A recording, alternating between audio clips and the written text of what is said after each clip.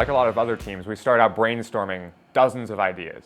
Once we settled down and decided that we couldn't really cure cancer in one summer, we picked 2 projects. We feel that these 2 projects really answer the question, what is iGEM? The first project is about information processing. It's about creating a mathematical model and applying that model. That project is called the tri-stable switch. Our second project was about application. We wanted to create cells that would detect lead and then glow. This project was designed to be a simple way to detect lead in water systems. In 2000, there were a couple biologists at Boston University who came up with this paper talking about a synthetic bistable switch that they built. This bistable switch is basically a switch with 2 different states, an on state and an off state.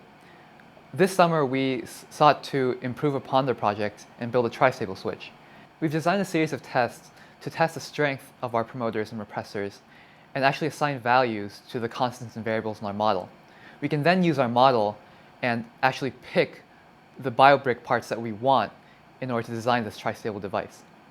So this summer, we've accomplished 3 things.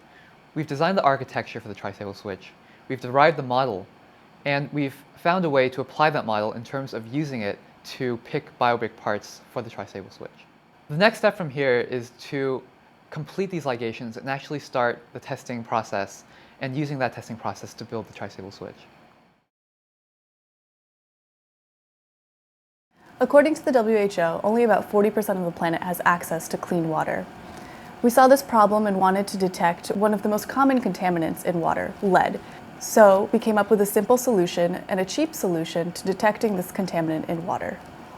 So we took a lead detecting gene and we paired it with a fluorescent output gene. And so you could just have lead coming into the cell, activating the lead detection system, and then turning on fluorescent protein.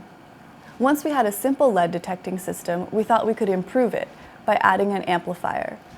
So we thought we could have lead coming into the cell, activating our promoter that responds to lead, then turning on an amplification system, which then gives out a much larger GFP output than we had in our original detection system. So that single cell that's responding to lead will communicate to all of the surrounding cells, then all of the surrounding cells will together begin to glow with GFP.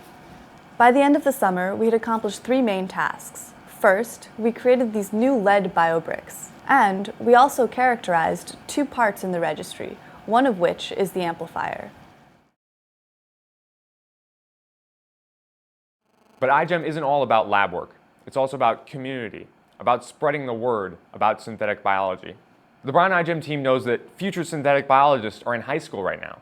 We went out and gave presentations to different groups of high schoolers. We told them about synthetic biology, about iGEM, about the registry of standardized biological parts, and about biobricks.